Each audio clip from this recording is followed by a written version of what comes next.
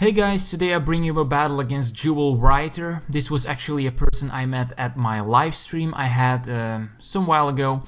And yeah, this is a never used match, and this was actually a good battle. It contained a little bit of hacks, not sure if I can call it hacks because yeah, I've had some lucky moments in this battle. As you see, I'm using my NU team that I use all the time. She's using a great NU team of her own.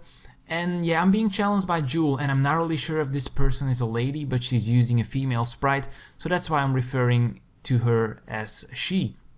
So she starts off with a Leopard, and I'm just gonna start off with my Probo Pass, predicting that Leopard to go for a taunt. I'm just gonna go for the flash cannon straight off the bat, thinking that if I went for Stealth Rocks, it would have been rendered useless. And actually, I haven't battled. I did quite a few NU battles, but up to now I didn't really battle a Leopard, so wasn't really sure what to expect from it.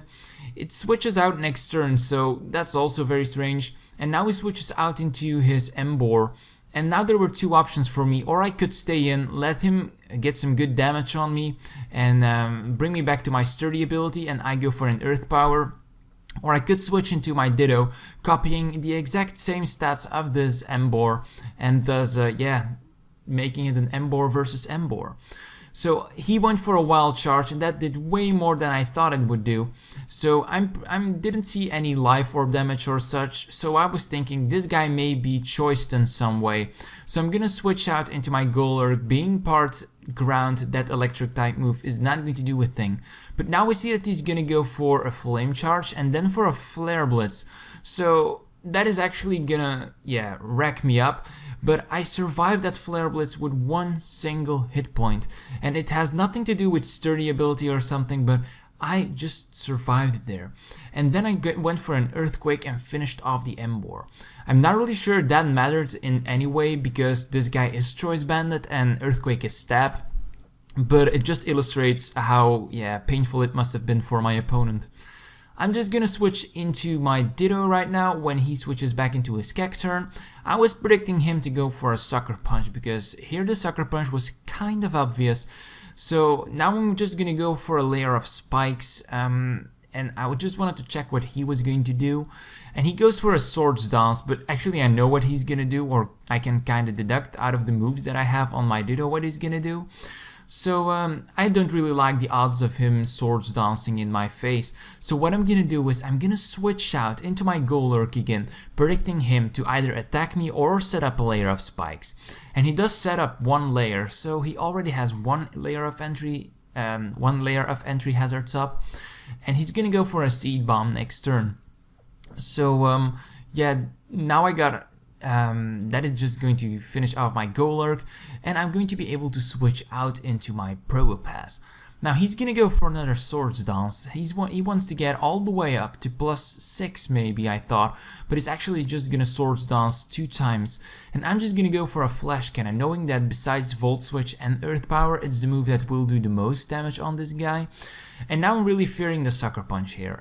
There are either two things I can do. I can go for a Stealth Rock and get back to full health while he goes for a Sucker Punch, but I didn't want to take the risk because he might go for a Seed Bomb, and I survive again with a single hit point. So this is really strange, and it was very painful for my opponent to live his attacks with 1 hit points every time.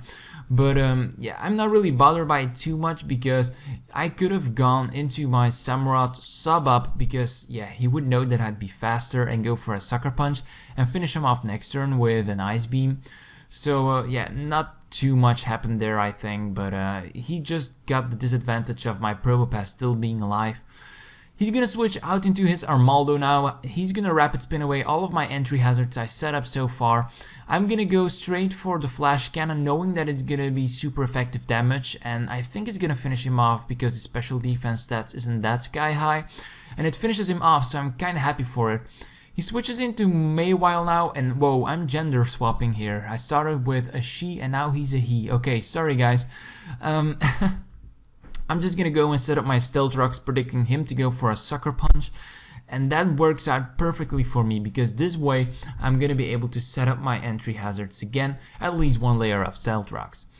I'm just gonna go for Volt Switch right now, and that actually did way more than I expected. And this Mawile isn't actually the most powerful Pokemon Pokemon in the world, but yeah, I'm kind of surprised that did so much damage. Now I'm gonna go for a U-turn, predicting him to maybe go for a Sucker Punch, or frankly I have no idea what this guy can do against me. So what I'm gonna do is just U-turn out, go into my Samurott, hoping that he will do some damage against me, and maybe my Select Berry and my Torrent Boost will be activated, so that would be perfect for me. But he's actually gonna go for a Pain Split, and I checked it on Smogon and I think he doesn't learn that, so that was kind of strange. But yeah, it happened, so I don't really bother. And I'm just gonna sub up. He went for a Toxic there. I'm gonna dodge that with relative ease.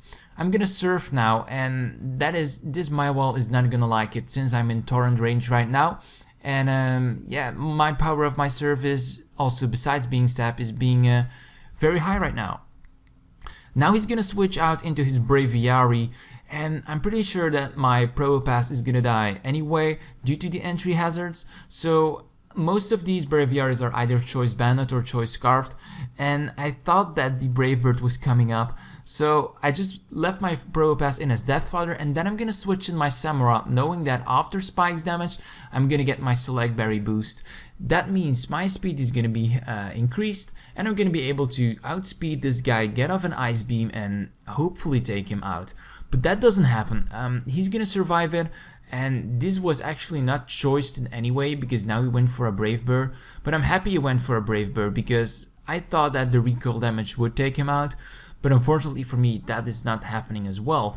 And now my opponent is the one who is surviving with 1 hit point. Now I'm gonna go into Ditto. Being Scarfed, I'm gonna be able to outspeed all of his stats, and I'm just gonna U-turn out, and I'm gonna U-turn out into my Swallow if I'm correct. Let me really have a quick look. Yes, I'm gonna switch out into my Swallow, knowing that I'm pretty much gaining the upper hand in this battle. He's gonna switch back into his Leopard now, and that is his last Pokemon. So what I'm gonna do now is I'm gonna go for a Facade, because I don't want to get recoil damage using Brave Bird. So I'm just gonna go for a Facade now. I was predicting my opponent to go for another substitute right here, so that's why I'm gonna go for Quick Attack next turn, because I know that Quick Attack won't be able to finish him off, but I know that he's going to be at a range where he won't be able to set up another substitute.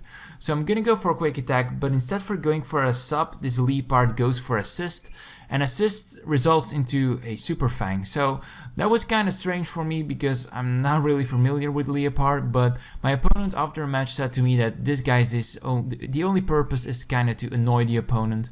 So, and that worked. So I'm just gonna Quick Attack again, and I'm gonna defeat my opponent, Jewel Rider. So I hope you guys enjoyed this battle. Don't forget to like, comment, and subscribe. As you guys know, after every video I'm doing a giveaway of a Pokemon of my team. So what was the most valuable Pokemon during this match? In my opinion, it was Samurott.